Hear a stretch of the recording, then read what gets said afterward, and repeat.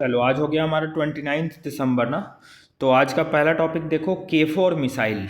तो अभी डीआरडीओ जो हमारी defence research and development organisation है ना, डीआरडीओ, इसने सक्सेसफुली टेस्ट किया है K4 मिसाइल को। और कहाँ से टेस्ट किया है? आईएनएस अरीघाट से टेस्ट किया है। आईएनएस अरीघाट हमारी न्यूक्लियर पावर्ड सबमरीन है जिसमें न्यूक्लियर मिसाइल्स भी होते हैं। ठीक है, अभी आईएनएस अरीघाट भी देख लेंगे। तो डीआरडीओ ने सक्सेसफुली इसका टेस्टिंग कर लिया है K4 मिसाइल का। और K4 मिसाइल जो है ये बैलिस्टिक मिसाइल है। ठीक है, इसको ध्यान रखना है। आईएनएस अरीघाट के बारे में अब देखो, तो आईएनएस अरीघाट को भी हमने इंडिजीनियसली बनाया था और ये nuclear powered ballistic missile submarine है। इससे बैलिस्टिक मिसाइल्स लॉन्च किया जाएगा। और ये न्यूक्लियर पावर्ड सबमरीन है, मतलब देखो सबमरीन अलग अलग तरीके के होते हैं, किसी में हमको फ्यूल डालना पड़ता है। और न्यूक्लियर पावर सबमरीन मतलब ना, ये समुद्र के अंदर अपनी फ्यूल खुद जनरेट करते रहेगी, इसलिए इसको बार बार सरफेस पे आकर फ्यूल भरवाने की ज़रूरत नहीं पड़ेगी। तो ये काफ़ी इफ़िशियंट होता है। न्यूक्लियर पावर्ड सबमरीन अरिहंत हो गया, अरीघाट हो गया, ये सब हमारी न्यूक्लियर पावर्ड सबमरीन है। तो इसी को K4 मिसाइल को यहीं आईएनएस अरीघाट से टेस्ट किया गया है।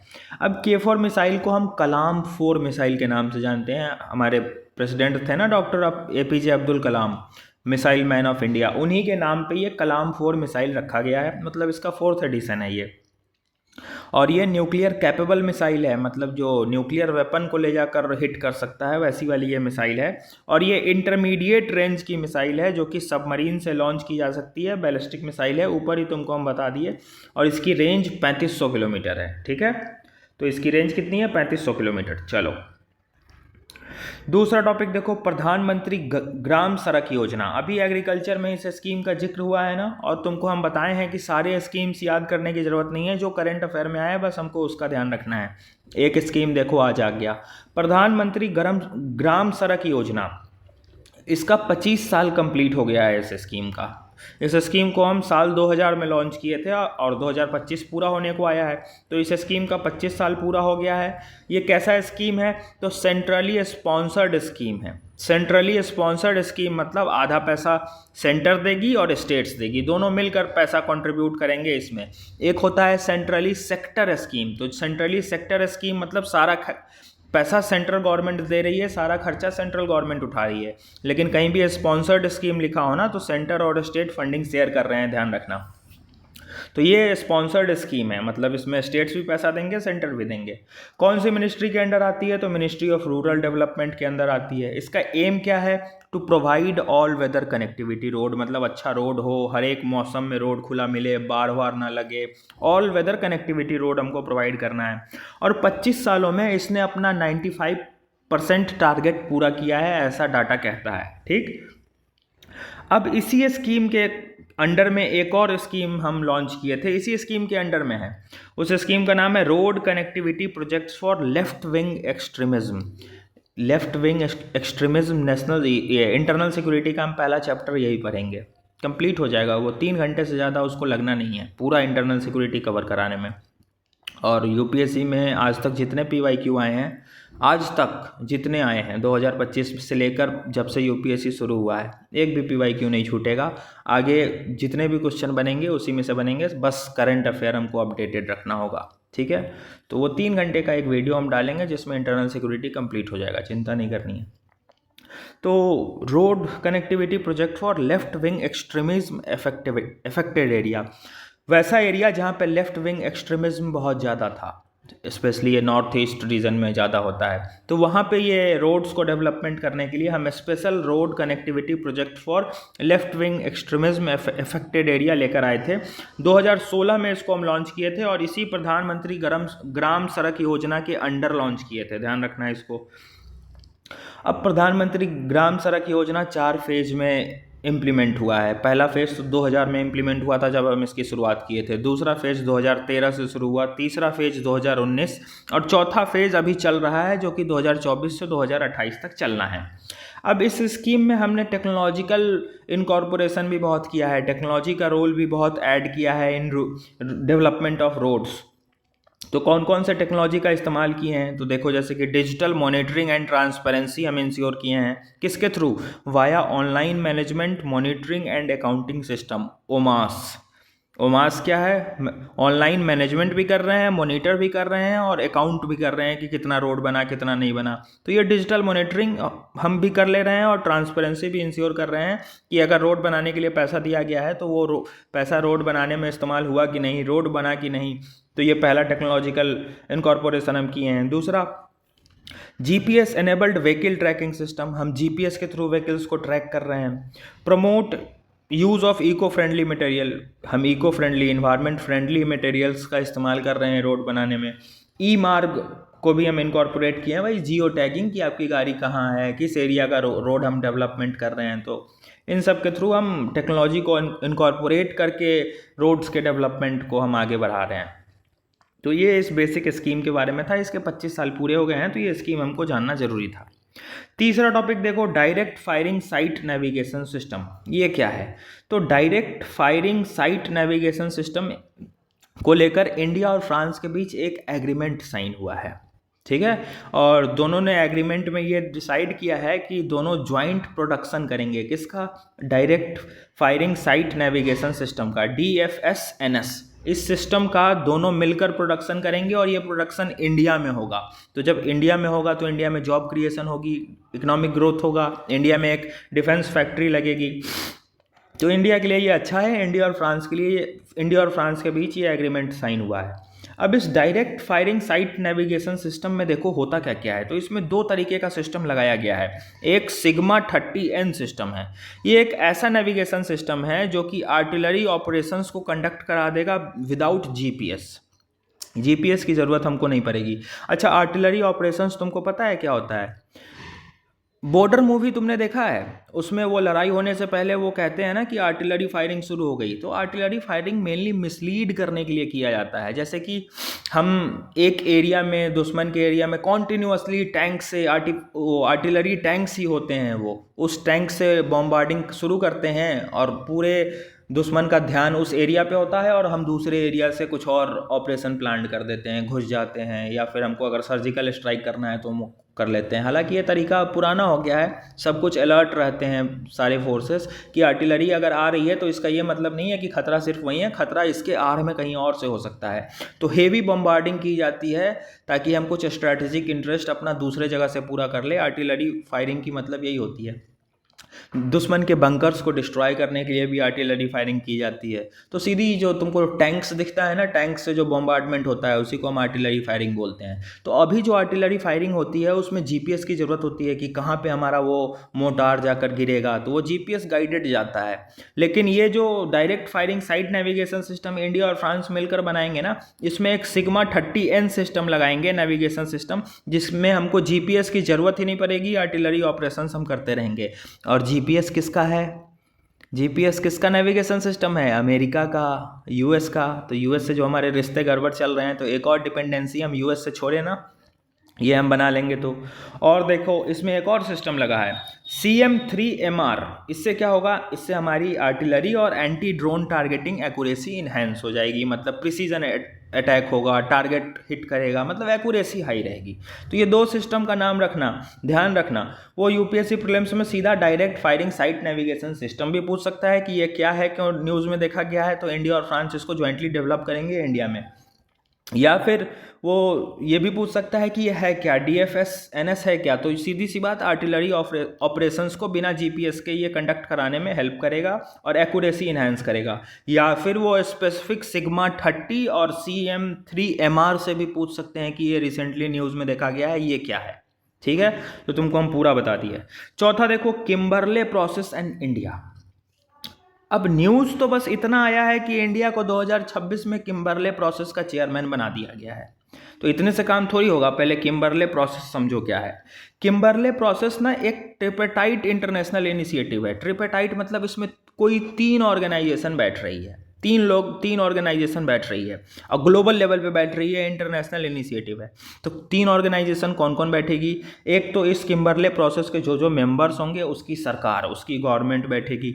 तो गवर्नमेंट पहला ऑर्गेनाइजेशन हो गया। दूसरा, पूरे दुनिया के जो डायमंड व्यापारी हैं, डायमंड इंडस्ट्री वाले जो पूरे दुनिया के लोग हैं ना, वो बैठेंगे। दूसरा ऑर्गेनाइजेशन ये हो गया, और तीसरा सिविल सोसाइटीज़ जो होती हैं वो बैठेगी। तो 3 हो गया। ट्रिपेटाइट इंटरनेशनल इनिशिएटिव है ये। और ये क्यों किया गया शुरू? ताकि हम प्रिवेंट कर सके कॉन्फ्लिक्ट डायमंड का। अब डायमंड कॉन्फ्लिक्ट क्या है? तो डायमंड का इस्तेमाल खरीद बेच करके जो वेपन्स खरीदे जाते हैं, आर्म्ड फाइनेंसिंग की जाती है, जिससे कि गवर्नमेंट की, देश की सिक्योरिटी अंडरमाइन हो जाती है, उसको रोकने के लिए ये प्रोसेस, किम्बरले प्रोसेस शुरू किया गया कि हम कन्फ्लिक्टेड डायमंड ट्रेड को रोकें, ताकि ये जो डायमंड को बेचकर जो पैसे ये टेरर फाइनेंसिंग में या फिर आर्म्ड कॉन्फ्लिक्ट वाले फाइनेंसिंग में चले जाते हैं, हथियार खरीदने के लिए पैसे चले जाते हैं, उसको रोका जाए। इसीलिए ये किम्बरले प्रोसेस शुरू किया गया था। 2003 से ये शुरू हो गया था। इसका एस्टेब्लिशमेंट 2003 के यूनाइटेड नेशन के एक रिजोल्यूशन से हुआ था। इसमें 60 मेंबर हैं प्लस यूरोपियन यूनियन है। 60 मेंबर प्लस यूरोपियन यूनियन है। और ये पूरे मेंबर्स मिलकर पूरे दुनिया का 99% से ज़्यादा ग्लोबल रफ डायमंड का ट्रेड करते हैं। Very very important line. Last year हम जब करा रहे थे तो बताए थे ना कि टर्मरिक नोट कर लो, ये टर्मरिक से सवाल आएगा। पूछे हुआ है 2025 प्रीलिम्स में। जब इंडिया फ्रांस का एआई समिट कराए थे तब बोले थे कि ना कि कुछ याद करना ना करना, ये जरूर याद रखना कि यूएस और यूके ने इस समिट को साइन नहीं किया है। और वो स्टेटमेंट बनाकर पूछा। तो ये स्टेटमेंट भी पूछ सकता है प्रीलिम्स में कि ये जो किम्बरले प्रोसेस के जो 60 मेंबर और यूरोपियन यूनियन है ना, ये मिलकर पूरे दुनिया का 99% से ज़्यादा ग्लोबल रफ डायमंड ट्रेड करते हैं। मतलब डायमंड का जो रफ ट्रेड होता है, देखो रफ डायमंड ट्रेड मतलब सीधा डायमंड का रफ ट्रेड। और दूसरा होता है एक सिंथेटिक डायमंड, जिसमें कि हम नेकलेस बना रहे हैं डायमंड का, अंगूठी बना रहे हैं, रिंग बना रहे हैं, तो वो तो सेकेंडरी ट्रेड हो गया ना। लेकिन जो सीधा रफ ट्रेड है डायमंड का, वो पूरे दुनिया में 99% से ज़्यादा इसी किम्बरले प्रोसेस के मेंबर्स, जो कि 60 मेंबर्स हैं और एक यूरोपियन यूनियन है, ये मिल के करते हैं। ठीक, ये पूछ सकता है प्रीलिम्स में लाइन, बहुत क्रूशियल है, ध्यान रखना। अच्छा, एक बात कंफ्यूज मत होना, हम तुमको किम्बरले प्रोसेस करा रहे हैं, कहीं कहीं इस किम्बरले प्रोसेस का नाम लिखा होता है केपीसीएस, किम्बरले प्रोसेस सर्टिफिकेशन स्कीम। दोनों एक ही चीज़ है, तो कंफ्यूज मत होना कि ये किम्बरले प्रोसेस सर्टिफिकेशन स्कीम क्या है। कुछ नहीं, यही जो बता रहे हैं वही है। किम्बरले प्रोसेस कह लो या किम्बरले प्रोसेस सर्टिफिकेशन स्कीम कह लो, दोनों सेम है। अब इंडिया के बारे में देखो तो इंडिया इसका फाउंडिंग मेंबर है। मतलब 2003 में जब ये बना था ना यूनाइटेड नेशन के रेगुलेशन से, उस टाइम पे भी इंडिया कह रहा था कि हाँ बनाओ। इंडिया बनाने के टाइम पे साथ में था, फाउंडिंग मेंबर है इसका। और इंडिया को इसकी चेयरमैनशिप मिल गई है। 2026 में इस किम्बरले प्रोसेस का चेयरपर्सन इंडिया रहेगा। और ऐसा नहीं है कि पहली बार ये इंडिया रहेगा, यहाँ से भी यूपीएससी घुमाएगा क्वेश्चन कि first time India will provided the chairmanship of Kimberley process in 2026। गलत हो जाएगा स्टेटमेंट। ये तीसरी बार इंडिया को मिल रहा है, ठीक है। थर्ड टाइम इंडिया इसका चेयरमैन अपॉइंट हुआ है, ध्यान रखना इस बात को। चौथा टॉपिक हो गया। तो न्यूज़ तो बस इतना था कि 2026 में इंडिया को चेयरमैन मिल गया है, लेकिन ये समझोगे किम्बरले प्रोसेस क्या है तभी तो समझ में आएगा।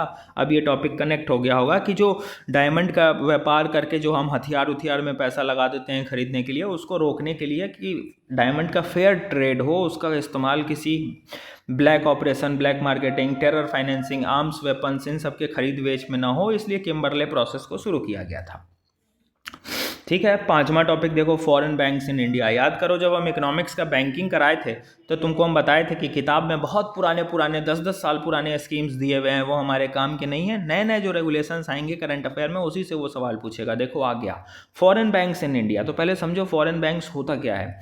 वैसे बैंक जिनका हेडक्वार्टर इंडिया में नहीं है, ध्यान रखना, वैसा बैंक जिसका हेडक्वार्टर तो इंडिया में नहीं है लेकिन उसका एक ऑफिस इंडिया में जरूर है, वो एक अपना प्राइवेट एंटिटी की तरह अपना ऑफिस इंडिया में खोले हुआ है, इंडिया के किसी लोकेशन पे, तो वैसे बैंक्स को हम ये फॉरेन बैंक्स कहते हैं। Banks that has its headquarter outside India, उसका हेडक्वार्टर इंडिया में नहीं है, हेडक्वार्टर उसका बाहर होगा, लेकिन उसका एज ए ऑफिस, एक प्राइवेट ऑफिस इंडिया में खुला हुआ है, तो वैसे बैंक्स को हम फॉरेन बैंक्स कहते हैं। जैसे कि एग्जांपल देख लो, HSBC, Citi Bank, Standard Chartered, ये सब कुछ फॉरेन बैंक्स हैं। अब ये इंडिया में ऑपरेट कैसे करते हैं, तो दो तरीके से करते हैं। या तो इनका कोई ब्रांच खुला होगा इंडिया में, या फिर ये होली ओन्ड सब्सिडियरीज होंगे कि पूरा ये मालिकाना हक मेरा है, हम इसका पूरा सब्सिडरी ओन कर रहे हैं, फॉरेनर्स को ही। ठीक, तो ये दो तरीके से ऑपरेशंस करते हैं। अब इंडिया में काम करते हैं तो इंडिया में ऐसा थोड़ी है कि मनमाने तरीके से काम करेंगे, कोई ना कोई इंडिया की एजेंसी इसको रेगुलेट करती होगी। तो फॉरेन बैंक्स को इंडिया में कौन रेगुलेट करता है बताओ, बैंकिंग वाले चैप्टर में भी कराए थे, इसको आरबीआई रेगुलेट करता है। कौन कौन से एक्ट से रेगुलेट करता है? तो आरबीआई के पास 3 एक्ट हैं, banking regulation act 1949, RBI act 1934 और फॉरेन एक्सचेंज मैनेजमेंट एक्ट 1999, जिसको हम फेमा भी कहते हैं, FEMA एक्ट। ये इकोनॉमिक्स का जो आज कल चैप्टर डालेंगे ना, सेकंड वाला, तीन चैप्टर बस बचा, मेन खत्म हो चुका है। अच्छा, बैलेंस ऑफ पेमेंट का रिव्यू दो यार तुम लोग, क्लियर हुआ कि नहीं वो बैलेंस ऑफ पेमेंट? क्योंकि बच्चे उसमें कंफ्यूज होते हैं, तो उसका रिव्यू मुझे आज देना। तो फॉरेन एक्सचेंज मैनेजमेंट एक्ट भी अभी हम कर लेंगे, छोटा सा टॉपिक है, ठीक, वो इकोनॉमिक्स का स्टैटिक है, हम कर लेंगे। तो आरबीआई फॉरेन बैंक्स को रेगुलेट करता है। कैसे रेगुलेट करता है? आरबीआई के पास ये 3 एक्ट है, इस एक्ट के थ्रू वो फॉरेन बैंक्स को रेगुलेट करता है। अब फॉरेन बैंक्स कहाँ क्लासिफाइड हैं? तो शेड्यूल्ड कमर्शियल बैंक्स की तरह फॉरेन बैंक्स को हम क्लासिफाइड किए हुए हैं, और जो आरबीआई एक्ट का सेकंड शेड्यूल है ना, उसमें फॉरेन बैंक्स के बारे में लिखा हुआ है। देखो, ये आरबीआई एक्ट 1934 है ना, इस आरबीआई एक्ट का जो 1934 वाला एक्ट है, इसका जो सेकंड शेड्यूल है इस एक्ट का, आरबीआई एक्ट का, इसमें शेड्यूल्ड कमर्शियल बैंक्स के बारे में लिखा हुआ है, और फॉरेन बैंक्स को हम शेड्यूल्ड कमर्शियल बैंक्स ही कहते हैं। Foreign banks are classified as scheduled commercial banks under second schedule of RBI act. तो आरबीआई एक्ट 1934 का जो एक्ट है, उसमें एक सेकंड शेड्यूल है, उस सेकंड शेड्यूल में हम एक शेड्यूल्ड कमर्शियल बैंक्स बनाए हुए हैं, क्योंकि वो सेकंड शेड्यूल में आता है, और जो फॉरेन बैंक्स हैं वो उसी सेकंड शेड्यूल आरबीआई एक्ट में आता है। तो ये हम तुमको बैंकिंग वाले स्टैटिक चैप्टर में भी कराए हुए हैं। अब करंट रेगुलेशन देखो कि 2025 में हम इन फॉरेन बैंक्स को रेगुलेट कैसे कर रहे हैं। 2025 का रेगुलेशन देखो, एकदम अपडेटेड। तो पहला रेगुलेशन पॉइंट तो यही है कि अगर कोई फॉरेन बैंक इंडिया में है और उसकी 20 ब्रांच या 20 ब्रांच से ज़्यादा है, तो उसको तुरंत कन्वर्ट करना होगा WOS में। देखो, यहाँ तुमको हम बताए हैं ना कि फॉरेन बैंक्स इंडिया में ऑपरेट कैसे कर सकते हैं, via branches and wholly owned subsidiaries, WOS। ये 2 तरीके से वो ऑपरेट कर सकते हैं। लेकिन अगर किसी फॉरेन बैंक्स की इंडिया में ब्रांच हो गई 20 या 20 से ज़्यादा, तो पहला कंडीशन तो यही है कि 20 या 20 से ज़्यादा ब्रांच हो गई तो तुरंत तुम अब WOS में कन्वर्ट करो अपने सारे बैंक्स को, सारे ब्रांच को होली ओन्ड सब्सिडरीज में कन्वर्ट करो। तो वही लिखा है कि अगर 20 ब्रांच या 20 ब्रांच से ज़्यादा है इंडिया में, तो उसको तुरंत कन्वर्ट करना होगा WOS में। मिनिमम कितना कैपिटल चाहिए, मतलब कितना पैसा उसके पास होना चाहिए, कैपिटल रिक्वायरमेंट कितना उसको इन्वेस्टमेंट करना होगा तब वो खोल पाएगा बैंक, फॉरेन बैंक। तो मिनिमम 500 करोड़ का कैपिटल इन्वेस्टमेंट उसका होना चाहिए, तभी वो बैंक खोल पाएगा, नहीं तो नहीं खोल पाएगा। 2021 तक ये पहले जो क्राइटेरिया था ना, वो 200 करोड़ का था, लेकिन 2021 में ही हमने इसको बढ़ा दिया, अब 500 करोड़ हो गया है। प्रायोरिटी सेक्टर लेंडिंग के लिए ये कितना लायबल है, तो 40% इनको प्रायोरिटी सेक्टर लेंडिंग करना होगा। प्रायोरिटी सेक्टर लेंडिंग मतलब कुछ ऐसे प्रायोरिटी वाले सेक्टर्स हैं जिनमें बैंक्स को उधार देना मैंडेटरी होता है, जैसे एग्रीकल्चर, एजुकेशन, हाउसिंग, इन सब में प्रायोरिटी सेक्टर लेंडिंग डिटेल में तुमको हम बैंकिंग के चैप्टर में कराए हैं। तो प्रायोरिटी सेक्टर लेंडिंग के लिए ये 40% लायबल है, मतलब ये जो लोन बांटेंगे उस लोन का 40% हिस्सा इनको इंडिया के प्रायोरिटी सेक्टर लेंडिंग में डालना होगा। मतलब कुछ ऐसे प्रायोरिटी सेक्टर जो इंडिया में आइडेंटिफाइड है, उन सेक्टर को लोन देना होगा। ठीक, कितना? 40% अपने पूरे लोन का परसेंटेज। और ये डोमेस्टिक बैंक्स के लिए भी सेम है। अब डिपॉजिट इंश्योरेंस इनको कितना रखना होगा, तो 5 लाख तक की डिपॉजिट इंश्योरेंस इनको मेंटेन करनी होगी। ये 51 लाख नहीं है भाई, कंफ्यूज नहीं होना, 5 लाख है। ठीक, और देखो, और इसमें मेंबर्स कितने कैसे होने चाहिए, देखो, not less than 50% directors should be Indian national NRI PIOs। मतलब 50% से कम तो कोई इंडियन नेशनल NRI PIO होना ही नहीं चाहिए। मतलब इस बैंक में जो 50% डायरेक्टर होंगे ना, देखो एक बैंक में 100% डायरेक्टर्स होते हैं, उस बैंक में अगर वो फॉरेन बैंक है, इंडिया में खुला है, तो उसमें जो 50% डायरेक्टर होंगे वो या तो इंडियन नेशनल्स हो, NRI हो, PIOs हो, पर्सन ऑफ इंडियन ओरिजिन हो। पहला कंडीशन तो ये है कि तुम अगर इंडिया में खोले हुए हो अपना फॉरेन बैंक, तो तुम्हारे फॉरेन बैंक में जो डायरेक्टर की कमेटी है, मान लो 5 लोगों की या 10 लोगों की डायरेक्टर की कमेटी है, तो इस 10 में से 5 जो होंगे वो या तो इंडियन नेशनल्स हो, NRI नॉन रेजिडेंट इंडियंस हो, या PIOs हो, पर्सन ऑफ इंडियन ओरिजिन हो। पहला पॉइंट क्लियर। अब दूसरा पॉइंट आ जाओ, थोड़ा टेक्निकल है, ध्यान से समझना। पहला पॉइंट ये कह रहा है कि 50% डायरेक्टर जो होगा वो इंडियन नेशनल होगा, NRI होगा या PIO होगा, पर्सन ऑफ इंडियन ओरिजिन। लेकिन पर्सन ऑफ इंडियन ओरिजिन जो है उसका ओरिजिन इंडिया से हुआ है, मतलब उसके दादा परदादा इंडिया से थे, लेकिन वो इंडिया में पैदा नहीं हुआ है, वो इंडियन सिटीजन नहीं है, तो person of Indian origin Indian national नहीं होता है, ध्यान रखना है इस बात को। तो दूसरी कंडीशन ये बता दी गई कि भैया ठीक है तुम 50% अपना डायरेक्टर इंडियन नेशनल एनआरआई पीआईओज में से रख सकते हो, लेकिन कुछ फॉरेन बैंक्स तो होशियार हो सकते हैं, वो कहेंगे अच्छा सिर्फ यही कंडीशन है, तो वो इंडियन नेशनल को रखेंगे ही नहीं, सिर्फ पीआईओज को रख लेंगे, एनआरआईज को रख लेंगे, तब तो दिक्कत है। इसलिए हम दूसरी कंडीशन भी बना लिए कि ठीक है 50% में से तुम इंडियन नेशनल एनआरआई पीआईओज में से रख लो, लेकिन इस 50% में से जो 1/3 होगा ना वो सिर्फ इंडियन नेशनल होगा जो कि इंडिया में रह रहा है, ना ही एनआरआई ना ही पीआईओ, क्योंकि नॉन रेजिडेंट इंडियन भी भले वो इंडियन सिटीजन है लेकिन रहता तो इंडिया में नहीं है। इसीलिए ये दूसरा हमने सेक्शन डाला कि 50% डायरेक्टर तुम इंडियन नेशनल एनआरआई पीआईओ में से रख लो, लेकिन इस 50% का भी जो 1/3 होगा वो सिर्फ इंडियन होगा जो इंडिया में ही रह रहा है, दिल्ली पंजाब एमपी यूपी इसी शहर में रह रहा है, इंडिया के ही स्टेट में रह रहा है, उसको 1/3 डायरेक्टर्स वाले राइट्स डायरेक्टर तुमको बनाना होगा। इसीलिए ये दूसरा कंडीशन हम क्यों डालें, क्योंकि मान लो अमेरिका कोई बैंक आया, ठीक, वो कहेगा कि 50% डायरेक्टर हमको रखना है इंडियन नेशनल में से, एनआरआई में से या पीआईओज में से, तो वो कहेगा इंडियन नेशनल को हम काहे रखेंगे, एनआरआई को रख लेते हैं, वैसे एनआरआई को जो यूएस में रह रहा है, वैसे पीआईओ को रख लेते हैं जो यूएस का सिटीजन है। तब तो हमारी ऑटोनॉमी अंडरमाइन हो जाएगी ना, हमारे देश का कोई नागरिक ही नहीं है, एक ऐसा नागरिक है जो बाहर ही रह रहा है और एक ऐसा है जिसका ओरिजिन बस इंडिया का है, वो इंडियन सिटीजन है ही नहीं। इसीलिए हमने कहा कि नहीं भैया इस 50% में से भी जो 1/3 होगा वो सिर्फ इंडियन नेशनल होगा जो इंडिया में रह रहा है, इंडिया के किसी शहर में रह रहा है, ना ही वो एनआरआई हो सकता है ना ही वो पीआईओ हो सकता है, ठीक। तो 10 लोगों की अगर डायरेक्टर की कमेटी है तो 5 लोग तो तुमको जो रखना है फॉरेन मेंबर रखो, 50% 5 हो गया 10 का, तो 5 तुमको इंडियन नेशनल एनआरआई पीआईओ में से सेलेक्ट करना है। अब इस 5 का भी जो 1/3 होगा वो सिर्फ इंडियन होना चाहिए जो कि इंडिया में ही रह रहा है। क्लियर, ये थोड़ा सा कंफ्यूजिंग था, इसको इसलिए हम इसको रिपीट करके समझाएं। छठा टॉपिक देखो, रिपीटेड टॉपिक है, कुछ खास इसमें है नहीं। India's grand vision and research deficit. देखो इंडिया का विजन तो बड़ा ग्रैंड रखे हुआ है कि हमको विकसित भारत बन जाना है 2047 तक का, लेकिन इंडिया में डेफिसिट की, रिसर्च की अभी भी डेफिसिट है, मतलब हम रिसर्च एंड डेवलपमेंट पे काम ही नहीं कर रहे हैं। और ये हम मल्टीपल टाइम अपने आंसर राइटिंग के पॉइंट्स में लिखते हैं कि इंडिया में रिसर्च एंड डेवलपमेंट की कमी है। इंडिया अपना 0.7% जीडीपी का मात्र रिसर्च एंड डेवलपमेंट पे खर्च करता है, जो कि बहुत कम है। तो देखो उसी के रिगार्डिंग ये टॉपिक आया है कि इंडिया में 17.5% पूरे दुनिया का ब्रेन है, मतलब इंडिया की अगर पॉपुलेशन देखें तो पूरे दुनिया की जो पॉपुलेशन है उसका 17.5% हिस्सा जो है वो इंडिया में ही रह रहा है। 17.5% ब्रेन मतलब 17.5% पूरे दुनिया के इंसान इंडिया में रह रहे हैं। लेकिन इतनी बड़ी पॉपुलेशन होने के बाद भी इंडिया मात्र 3% कंट्रीब्यूट करता है वर्ल्ड के रिसर्च आउटपुट में।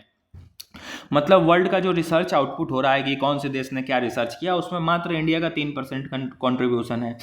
तो ये एक बड़ा चैलेंजिंग सिचुएशन है। इसको हम अपने इंट्रोडक्शन या कंक्लूजन में इस सेंटेंस को यूज कर सकते हैं, ठीक है। Despite having 17.5% of world's brain, India produces only 3% of world's research output। इसको हम इंट्रोडक्शन में यूज कर सकते हैं, ठीक है। अब इंडिया में रिसर्च एंड डेवलपमेंट की बहुत कमी है। अपने जीडीपी का मात्र 0.7% इंडिया खर्च करता है रिसर्च एंड डेवलपमेंट पे। वहीं चाइना को देखो तो चाइना 2.4% कर रहा है, यूएस 3.5% कर रहा है। इंडिया की रैंक अगर हम देखें इनोवेशन लेड ग्रोथ में तो बड़ी कम है, 47वें नंबर पे इंडिया आता है। फिर ग्लोबल इनोवेशन इंडेक्स देखो 2025 का, ग्लोबल इनोवेशन इंडेक्स 2025 का तो पहले निकालता कौन है ये इंडेक्स देखो तो WIPO नाम की एक ऑर्गेनाइजेशन है जो इसको निकालती है, वर्ल्ड इंटेलेक्चुअल प्रॉपर्टी ऑर्गेनाइजेशन, इसको हर साल निकालती है ग्लोबल इनोवेशन इंडेक्स को। तो 2025 में इंडिया की रैंकिंग 38 है, जो कि बहुत कम है। 38th रैंक बहुत कम होता है ना, जब हम डेवलप्ड इंडिया की बात कर रहे हैं तो हम चौथे 5वें नंबर की अर्थव्यवस्था बनने की बात कर रहे हैं तो 38 रैंक इनोवेशन इंडेक्स में बहुत पुअर है। लेकिन इंडिया पहला है सेंट्रल और साउथ एशिया वाले कंट्री में। सेंट्रल एशिया वाले कंट्री कौन, वही तजाकिस्तान, तुर्कमेनिस्तान, कजाकिस्तान, किर्गिस्तान, ये वाले कंट्री हो गए सेंट्रल एशियन कंट्री। और साउथ एशिया में कौन आ गया, मल्टीपल टाइम तुमको हम करा चुके हैं, इंडिया और इंडिया का सारा पड़ोसी एक्सेप्ट चाइना साउथ एशिया के पार्ट हैं। इंडिया, पाकिस्तान, अफगानिस्तान, श्रीलंका, बांग्लादेश, नेपाल, ये सब साउथ एशिया के पार्ट हैं। तो इंडिया का सारा पड़ोसी साउथ एशिया का पार्ट है, सिर्फ चाइना नहीं है। चाइना साउथ एशिया का पार्ट नहीं है, ध्यान रखना। तो फर्स्ट आया है इंडिया सेंट्रल और साउथ एशिया में, तो भैया चाइना है ही नहीं साउथ एशिया के पार्ट, तो बाकी कोई बचा कहाँ? पाकिस्तान से थोड़ी ना हम अपना कंपैरिजन करेंगे, अफगानिस्तान से थोड़ी ना करेंगे, बांग्लादेश से थोड़ी ना करेंगे, नेपाल से थोड़ी ना करेंगे। तो फर्स्ट आना ऑब्वियस सी बात है कि हम सेंट्रल और साउथ एशिया में फर्स्ट आएंगे ही आएंगे, क्योंकि चाइना तो है ही नहीं ना साउथ एशिया में। अब बाकी कोई कंपटीटर हमारा है नहीं, सब मरे पड़े हैं हमारे जितने पड़ोसी हैं।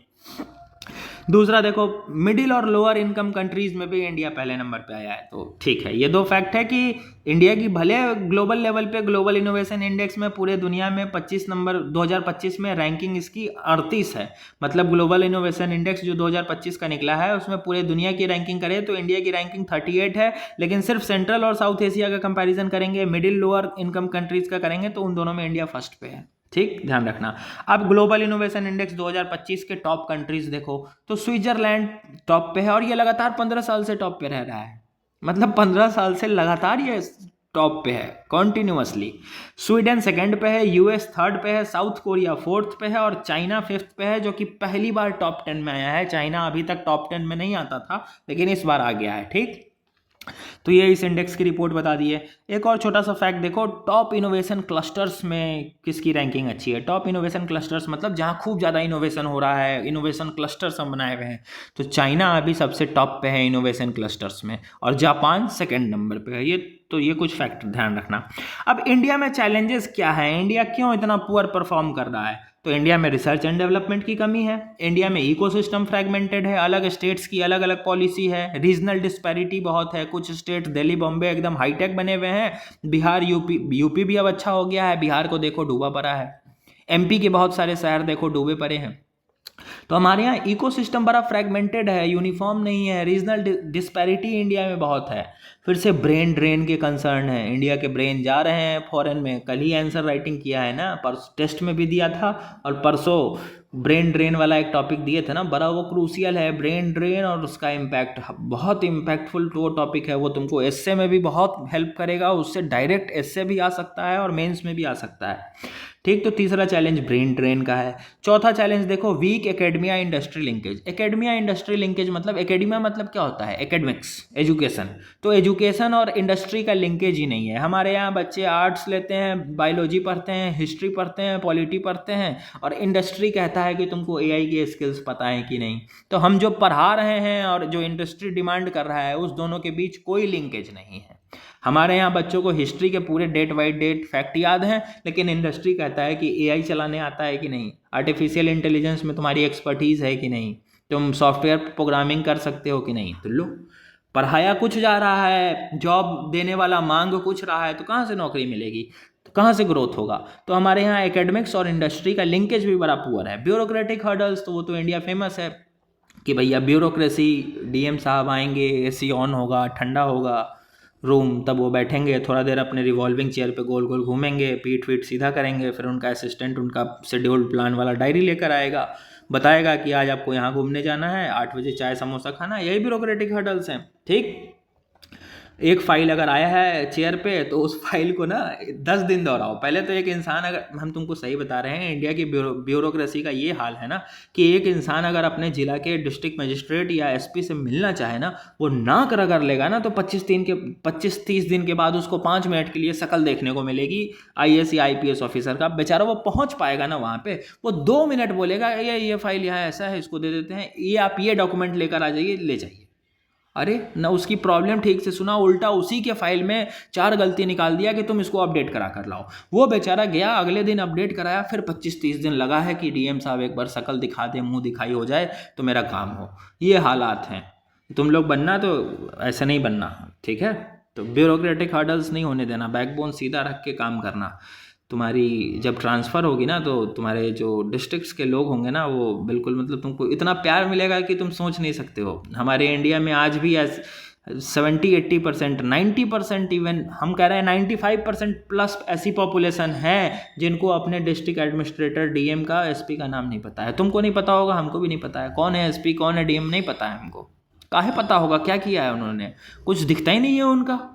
वही दो चार जो हम लोग यूपीएससी से जुड़े हुए हैं, तो जो दो चार यूपीएससी के इन्फ्लुएंस्ड रील्स वगैरह बनते हैं, दो चार का नाम पता है, आईएएस ऑफिसर, आईपीएस ऑफिसर का। लेकिन ग्राउंड लेवल पे जो तुम्हारे जिला के हैं, कप्तान जिसको हम कहते हैं, एसपी को, और आईएएस को तो डीएम हो गया, तुम्हारे जिला का नाम ही नहीं पता होगा। क्यों नहीं पता है? क्योंकि उन्होंने ऐसा कोई इफेक्टिव रोल नहीं डाला है। लेकिन कुछ ऐसे गिने चुने हैं जो काम करते हैं, लोग उनको बाय नेम जानते हैं, उनके ट्रांसफ़र के दिन चिपक के रोते हैं उनसे कि नहीं जाइए, ये कंडीशन होती है। तो ऐसी ऑनेस्टी के साथ काम करना, मतलब बेइंतहा प्यार मिलेगा लोगों का, ये हकीकत है। लोग बड़े मासूम होते हैं, उनको मतलब वो बहुत पीड़ित लोग हैं ज़िले में, और बहुत बुराइयां हैं, और बहुत कुछ तुम अच्छा कर सकते हो चेयर पे बैठकर। बस ऑनेस्टी के साथ काम करना, कभी नीचे नहीं देखना पड़ेगा। ये कुछ बेसिक लाइफ प्रिंसिपल हैं लाइफ के, जो कभी गलत नहीं होते हैं। ऑनेस्टी मेंटेन्ड है ना, तो तुम ज़िंदगी में थोड़ा देर के लिए तुमको सप्रेस किया जा सकता है, ट्रांसफ़र कर देंगे, संट कर देंगे, तो उसमें भी क्या है, सैलरी नहीं कटनी है, आधी सैलरी मिलती रहेगी। दोबारा रीज्वाइन हो गए तो जितनी कटी है पूरी जुड़ के मिल जाएगी, सैलरी वैलरी नहीं कटती है, 1 रुपये भी नहीं कटती है।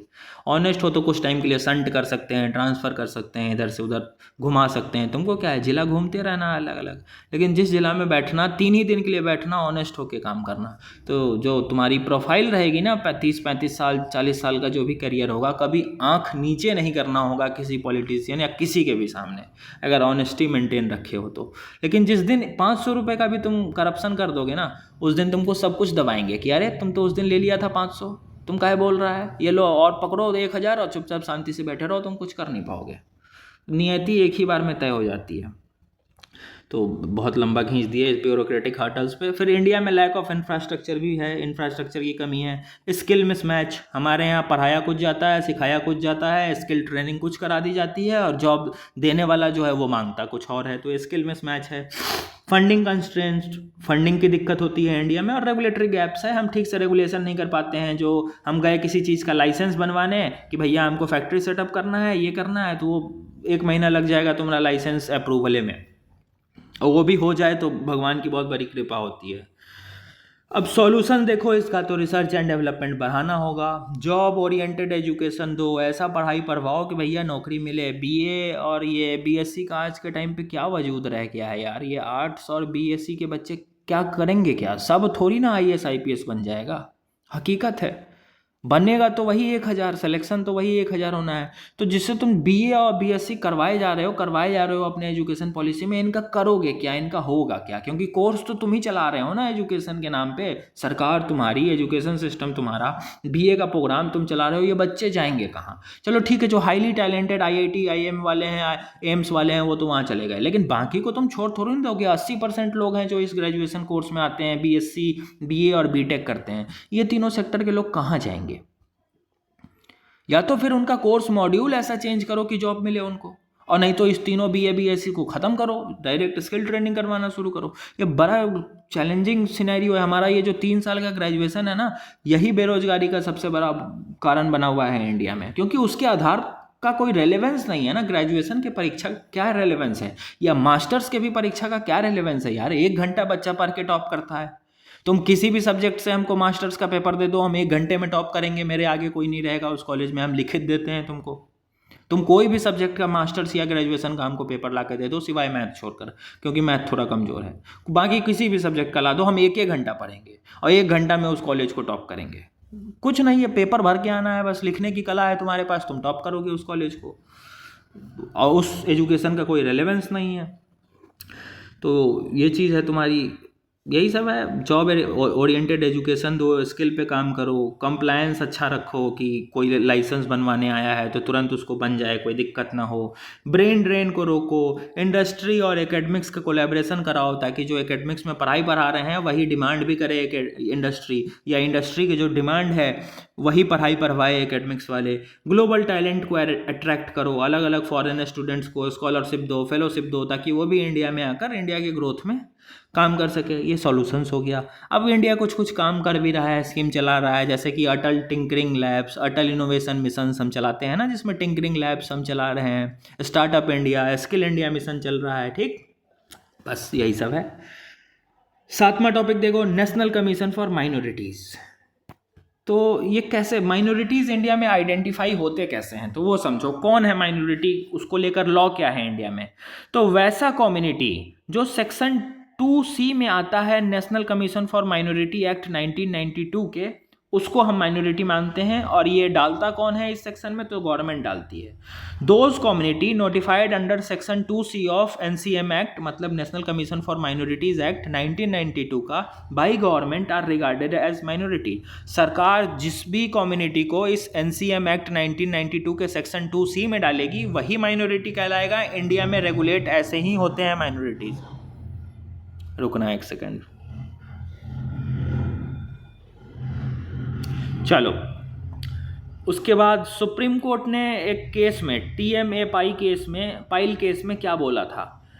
सुप्रीम कोर्ट के इस केस में उन्होंने बोला था कि लिंग्विस्टिक माइनॉरिटी और रिलीजियस माइनॉरिटीज़ जो हैं उनको स्टेट लेवल पे आइडेंटिफाई करो, ना कि नेशनल लेवल पे। ये सुप्रीम कोर्ट बोला था इस जजमेंट में, लेकिन ऐसा होता नहीं है। होता कैसे है, जो तुमको हम ऊपर बता दिए। सेंट्रल गवर्नमेंट को जिस कम्युनिटी को मन करता है उसको इस national commission for minorities act 1992 के सेक्शन 2C में डाल देगी, वो माइनॉरिटीज़ कहलाएगा। But section 2 of NCM act gave central government the power to notify. Central government के पास पावर है। सुप्रीम कोर्ट के जजमेंट का कुछ खास अभी रेलेवेंस ऐसा है नहीं। हालांकि बोला तो था कि स्टेट और सेंट्रल, ये मतलब नेशनल लेवल पे माइनॉरिटीज़ आइडेंटिफाई नहीं होनी चाहिए, स्टेट लेवल पे होनी चाहिए, लेकिन हो नहीं रही है। सेंट्रल गवर्नमेंट जैसा चाहता है वैसा करता है। कैसे करता है, सेंट्रल गवर्नमेंट ने NCM एक्ट बनाकर रखा है 1992 का। इस एक्ट के सेक्शन 2C में जिस कम्युनिटी को डालेगा वो माइनॉरिटीज़ कहलाएगा। अब एक नेशनल माइनॉरिटी कमीशन है जो इसी एक्ट से बनी है, NCM एक्ट 1992 से। कोई भी बॉडी जब एक्ट से बनती है तो स्टैट्यूटरी बॉडी होती है, मल्टीपल टाइम तुमको बता चुके हैं। 2014 में एक रीसेंट कम्युनिटी को माइनॉरिटी कम्युनिटी में ऐड किया गया था, मतलब इसी सेक्शन 2C में उसको डाला गया था, वो जैन्स हैं। तो सबसे रीसेंट माइनॉरिटी कौन ऐड हुए हैं इंडिया में, तो जैनिज्म वाले, नेशनल कमीशन फॉर माइनॉरिटीज़ में सबसे रीसेंट 2014 में जैन्स ऐड हुए हैं। और 1993 में 5 कम्युनिटी हुआ था, मुस्लिम, सिख, बुद्धिज्म, पारसी और जोराष्ट्रियज्म। ठीक, जोराष्ट्रियंस, ये 5 कम्युनिटी थी जो 1993 में ही ऐड हो गई थी इस एक्ट में, और अभी रिसेंटली 2014 में जैनिज्म ऐड हो गया है। ठीक, तो ये बेसिक कुछ फैक्ट था कि इंडिया में माइनॉरिटीज़ को हम कैसे क्लासीफाई करते हैं, कैसे माइनॉरिटीज़ डिक्लेयर किए जाते हैं, तो ऐसे किए जाते हैं। बाकी फंडामेंटल राइट में अलग अलग माइनॉरिटीज़ के सेक्शन है, वो हम पॉलिटी में पढ़ते हैं। चलो, सोमालिया को लेकर न्यूज़ देखो। पहले तुमको हम मैप दिखाया यार सोमालिया का, देखो फ़ोन घुमाने दो। तुमको हम वो इथोपिया वाला टॉपिक कराए थे, तो ये मैप कराए थे। देखो, ये इंडिया है, इंडिया के इधर वेस्ट एशिया पड़ता है, जिसमें वेस्ट एशियन कंट्री हैं, ईरान है, इजराइल है, ये सब वाले कंट्री हैं। नीचे अफ्रीका आता है, इसी अफ्रीका में ये देश है इथोपिया। और ये देखो छोटा सा गोल सा कंट्री दिख रहा है, सोमालिया, यही है सोमालिया। इसी सोमालिया को लेकर आज न्यूज़ आया है। अब आ जाओ इस पे, ये तुमको हम डिटेल मैप भी दिखा दिए हैं। अब तुमको थोड़ा इस मैप का जूम वर्जन दिखा रहे हैं। इथोपिया दिख गया, सोमालिया दिख गया। अब देखो बड़े वाले मैप में वापस से देखो, रुक जाओ, ये पूरा अफ्रीका का मैप है। यहाँ तुमको इथोपिया दिख गया, और ये छोटा सा जो दिख रहा है, ये छोटा सा जो दिख रहा है ना, ये सोमालिया है। ठीक है, अब तुमको ये पूरा बड़ा मैप पे दिख गया। अब इसी को हम जूम करके छोटा सा समझाते हैं ताकि तुमको टॉपिक समझ में आ जाए। देखो, ये इथोपिया है हमारा, ये ना ऐसे डिवाइडेड है थोड़ा सा, ये पूरा सोमालिया ये पूरा है ऐसे, लेकिन ये हल्का सा यहाँ पे डिवाइडेड है, ये हल्का सा ऐसे, हल्का सा ये पट्टा ना यहाँ पे डिवाइडेड है, इसी को हम सोमाली लैंड कहते हैं। ठीक, अब इसको लेकर डिबेट क्या चल रहा है वो देखो। 1991 में सोमालीलैंड जो है ना सोमालिया से सेपरेट हो गया था। क्यों सेपरेट हो गया था? क्योंकि सोमालिया में सरकार गिर गई थी, सोमालिया में कंडीशन बड़े ख़राब थे, अभी भी बड़ी ख़राब कंडीशन है सोमालिया की। वहाँ पायरेट्स बहुत ज़्यादा हैं, समुद्री लुटेरे बहुत ज़्यादा हैं, और वो समुद्र के शिप्स को लूट कर अपना पेट वेट भरते हैं, मतलब उनका लाइवलीहुड ऐसे ही चलता है, बहुत गरीबी है सोमालिया में। तो 1991 में सोमालिया में सरकार गिरी थी, और जैसे सरकार गिरी ना तो ये सोमालीलैंड वाला हिस्सा खुद को सेपरेट कर लिया, कहा कि नहीं अब हम सोमालिया के पार्ट नहीं है, हम अलग रहेंगे। तो ये अलग हो गया। लेकिन सोमालिया कहता है कि ना, तुम तो मेरे पार्ट हो, तुमको हमसे मिलना होगा। लेकिन सोमालीलैंड कहता है नहीं, हम अलग रहेंगे। इसने अपना अलग गवर्नमेंट बना दिया, अलग करेंसी बना दी, सब अलग कर दिया, ठीक। लेकिन ये अभी भी डिस्प्यूटेड है। पूरे दुनिया में से कोई इसको अभी तक रिकॉग्निशन नहीं दिया है कि सोमालीलैंड तुम एक इंडिपेंडेंट कंट्री हो, कोई नहीं मानता है। सोमालिया यही कहता है कि सोमालीलैंड मेरा पार्ट है। पूरी दुनिया अभी सोमालीलैंड को रिकॉग्नाइज भी नहीं की है कि तुम अलग हो। लेकिन एक न्यूज अभी आ गया है कि इजराइल पहला देश बन गया है जिसने सोमालीलैंड को रिकॉग्निशन दे दिया है कि तुम एक इंडिपेंडेंट स्टेट हो, इंडिपेंडेंट कंट्री हो, तुम इंडिपेंडेंट हो। इसी बात को लेकर सोमालिया अपोजिशन कर रहा है कि नहीं नहीं, सोमालीलैंड तो मेरा पार्ट है। इजराइल पहला कंट्री बना है पूरे दुनिया में, अभी तक किसी ने रिकॉग्नाइज नहीं किया था कि सोमालीलैंड एक सेपरेट कंट्री है, लेकिन इजराइल ने कर दिया है। अब जैसे ही किया है तो सोमालिया अपोजिशन कर रहा है, प्रोटेस्ट कर रहा है। तो करने दो, आगे देखेंगे क्या होता है। मेन जो मुद्दा था, कहानी थी, तुमको हम बता दिए। ये वाला मैप जो दिखाए हैं ये तुमको बड़ा वाला मैप बता दिए हैं, क्योंकि वही 18 दिसंबर को ये तुमको हम इंडिया इथोपिया कराए थे और उसमें सोमालिया का लोकेशन डीप में तुमको हम अच्छे से समझाए थे। अब इसी इथोपिया और सोमालिया को हम जूम करके तुमको यहाँ पे दिखा दिए हैं ताकि तुमको एग्जैक्ट इशू समझ में आ जाए कि सोमाली और सोमालीलैंड का इशू क्या है। अब यहाँ छोटा सा गोल पे समझाते तो समझ में थोड़ी आता, इसलिए इस एरिया को हम जूम, स्पेशली इस वाले एरिया को हम तुमको वहाँ पे क्रॉस सेक्शनल जूम जिसको बोलते हैं ना, वो समझा दिए हैं ताकि सोमालिया और सोमालीलैंड दोनों का इशू तुमको समझ में आ जाए। चलो आगे बढ़ो। इंडिया ईरान आज का लास्ट टॉपिक, ठीक। ये हमारा इंडिया है, ये पाकिस्तान है, ये अफगानिस्तान है, ये ईरान है। देखो पहले इसका भी तुम इशू पूरा समझ लो। देखो ये इंडिया तुमको दिख रहा है, ये पाकिस्तान, ये अफगानिस्तान, ये ईरान। अब देखो ये ईरान, ये पाकिस्तान का ना, ये जो दिख रहा है ये ग्वादर पोर्ट है और ये ईरान का चाबहार पोर्ट है।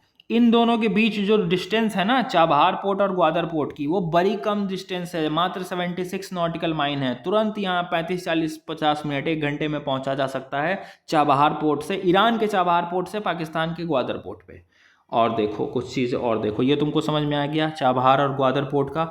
अब देखो चाइना का जो चाइना पाकिस्तान इकोनॉमिक कॉरिडोर है ना, बेल्ट रोड इनिशिएटिव सीपैक, वो इसी ग्वादर पोर्ट से होकर पास करता है और चाइना घुस जाता है। ये वाला हिस्सा ही सीपैक है, ग्वादर पोर्ट से ही शुरू होकर वो चाइना चला जाता है। और ये जो हमारा सीपैक है ना, सो हमारा क्या, पाकिस्तान और चाइना का जो सीपैक है ना, ये हमारे थोड़ा सा पीओके रीजन से कट के जाता है। मतलब हमारा जो पाकिस्तान ऑक्युपाइड रीजन है ना, जो कि डिस्प्यूटेड है, जिस पे इंडिया का क्लेम है, पाकिस्तान ने इलीगल तरीके से उसको कब्जा करके रखा है, उस पे से चाइना ने ये सीपैक बना दिया है। तो इंडिया हमेशा ही सीपैक का भी अपोजिशन करता है कि भैया तुम गलत बनाए हुए हो, हमारे पीओके से तुम लैंड गुजार रहे हो। तो चाइना मनमानी तरीके से बनाया हुआ है पाकिस्तान के सपोर्ट से, और पाकिस्तान का ग्वादर पोर्ट से ये सीपैक शुरू हुआ है और चाइना तक चला जाता है। इंडिया के ऊपर ही तो चाइना है, तो ये चाइना तक सीपैक चला जाता है। ये मैप समझ में आ गया। अब देखो पाकिस्तान का ग्वादर और चाबहार पोर्ट तुमको समझ में आ गया। अब देखो यहाँ हमारा मुंबई पोर्ट है और ये हमारा चाबहार पोर्ट की कनेक्टिविटी ऐसे लगी है, ठीक। चाबहार पोर्ट को इंडिया डेवलप कर रहा है, इंडिया और ईरान के रिश्ते ठीक ठाक हैं, ठीक। तो देखो चाबहार और ग्वादर पोर्ट, पाकिस्तान का ग्वादर और ईरान का चाबहार, डिस्टेंस कितना है, मात्र 76 नॉटिकल माइल्स की है, बहुत कम डिस्टेंस है, इजीली पहुंचा जा सकता है। तो अब ईरान की इंपॉर्टेंस देखो इंडिया के लिए कि why Iran is important for India. सबसे पहला इंपॉर्टेंस तो यही हो जाएगा कि इस पाकिस्तान को काउंटर करने में हमको हेल्प करेगा। कभी भी पाकिस्तान से अगर लड़ाई हो जाए तो ये इसके ग्वादर पोर्ट पे हमको काउंटर करने के लिए सीधा हम चाबहार पोर्ट से पहुंच जाएंगे ग्वादर पोर्ट, क्योंकि ईरान हमको एसेस दे चुका है अपने चाबहार पोर्ट का। हम ईरान का चाबहार पोर्ट डेवलप कर रहे हैं, मल्टीपल टाइम तुमको हम करंट अफेयर में करा चुके हैं। तो चाबहार पोर्ट पे इंडिया की प्रेजेंस है तो कभी भी हम तुरंत पाकिस्तान के ग्वादर पोर्ट पे पहुंच जाएंगे। साथ ही साथ चाइना का ये जो सीपैक बनाया हुआ है, चाइना पाकिस्तान इकोनॉमिक कॉरिडोर, जो तुमको हम अभी दिखाया, उसको भी अगर हमको काउंटर करना हो तो उसको हम कर सकते हैं ईरान के चाबहार पोर्ट से, क्योंकि भैया वो भी तो ग्वादर पोर्ट से शुरू हो रहा है ना तुम्हारा सीपैक चाइना वाला, तो उसको भी हम काउंटर कर सकते हैं। तीसरा, इंडिया का इन्फ्लुएंस स्ट्रेट ऑफ हॉर्मुज पे बना होगा। ये भी टॉपिक कराए थे, फिर दिखाते हैं, रुक जाओ। ये मैप कराए थे स्ट्रेट ऑफ हॉर्मुज। देखो ये इंडिया, पाकिस्तान, ईरान, ईरान के नीचे स्ट्रेट ऑफ हॉर्मुज और नीचे ये वेस्ट एशिया जो तुमको कंट्रीज हम बताए हैं वेस्ट एशिया वाले। तो ये देखो स्ट्रेट ऑफ हॉर्मुज तुमको दिख रहा है, ये स्ट्रेट ऑफ हॉर्मुज समुद्र का पतला सा रास्ता है, इसी को हम चोक पॉइंट भी कहते हैं। ये बड़ा क्रूशियल है स्ट्रेट ऑफ हॉर्मुज, इससे मेंस में क्वेश्चन भी आ गया है और हम विथ डेट तुमको स्क्रीनशॉट दिखा चुके हैं कि जुलाई में ये टॉपिक हम करा चुके थे, जुलाई 2025 में, और बोल बोल के थक गए थे कि ये वेस्ट एशिया पूछेगा। आंसर राइटिंग भी करवा चुके थे जो मेरे साथ उस टाइम पे जुड़े हुए थे। GS2 का क्वेश्चन नंबर 18 या 19 है, देख लेना। ठीक है, अब ये देखो, ये स्ट्रेट ऑफ हॉर्मुज ना बड़ा क्रूशियल पॉइंट है, और ये ऐसे स्ट्रेट ऑफ हॉर्मुज ये घुमा हुआ है, देखो ये स्ट्रेट ऑफ हॉर्मुज यही है, ठीक, यही है स्ट्रेट ऑफ हॉर्मुज। और ये वाला जो हिस्सा है ना, ये ईरान से बड़ा चिपका हुआ है स्ट्रेट ऑफ हॉर्मुज का, इसी को हम चोक पॉइंट कहते हैं। चोक पॉइंट मतलब ईरान जब इसको चाहेगा ना ब्लॉक कर देगा, चोक कर देगा। तो अभी ईरान इजराइल की लड़ाई हुई थी ना, जो यूएस जाके बम गिरा दिया था ईरान पे, तो ये बड़ा खतरा आ रहा था कि ईरान कहीं स्ट्रेट ऑफ हॉर्मुज को ब्लॉक न कर दे। और स्ट्रेट ऑफ हॉर्मुज जैसे ब्लॉक होगा, पूरे दुनिया में खलबली मच जाएगी, ऑयल की प्राइस जो है वो एक्सट्रीमली हाई भागेगी। इंडिया में तो इंडिया में भी तहलका मचेगा ऑयल प्राइस को लेकर, क्योंकि इंडिया का 2/3 जो ऑयल का ट्रेड होता है वो इसी स्ट्रेट ऑफ हॉर्मुज से होकर गुजर रहा है, इसी स्ट्रेट ऑफ हॉर्मुज से होकर गुजर रहा है इंडिया का 2/3 ऑयल का ट्रेड। तो अगर ईरान से हमारे रिश्ते अच्छे हो तो स्ट्रेट ऑफ हॉर्मुज पे हमारा इन्फ्लुएंस बना रहेगा कि नहीं? बिल्कुल बना रहेगा, क्योंकि ईरान ही तो चोक पॉइंट का काम करता है स्ट्रेट ऑफ हॉर्मुज को, जब चाहेगा ब्लॉक कर देगा हॉर्मुज को। और देखो, connectivity project, international north south transport corridor, ये भी हम 2024 में जून जुलाई में कराए थे, और उसका कॉन्टिन्यूसली 2025 तक ये टॉपिक आया है।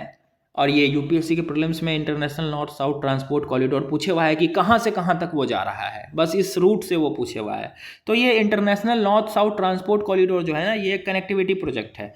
कनेक्टिविटी प्रोजेक्ट कैसे है? ये इंडिया से शुरू होगा मुंबई के पोर्ट से, फिर चाबहार जाएगा, ईरान होते हुए फिर रसिया घुस जाता है, ईरान होते हुए ऐसे सेंट्रल एशिया क्रॉस करेगा और रसिया के सेंट पीटर्सबर्ग पोर्ट पे जाकर मिलता है। तो इंडिया ईरान रसिया को कनेक्ट कर रहा है कौन? International north south transport corridor. ध्यान रखना, एक होता है India India middle east economic corridor IMEC, वो भी कराए हुए हैं, ये भी कराए हुए हैं, सब डिटेल में किया हुआ है। जिनका छूटा है रिवीजन हम कराएंगे, 1 साल का करंट अफेयर, उसमें सब कवर हो जाएगा। लेकिन अभी तुमको international north south transport corridor तो बता ही दिए ना कि इंडिया को ईरान से लेकर फिर रसिया तक कनेक्ट कर रहा है ये ट्रांसपोर्ट कॉरिडोर जो है। तो उस पर्सपेक्टिव से भी ईरान हमारे लिए इंपॉर्टेंट है। ईरान के साथ हमारे इंपॉर्टेंट कल्चरल और हिस्टोरिकल टाइज हैं।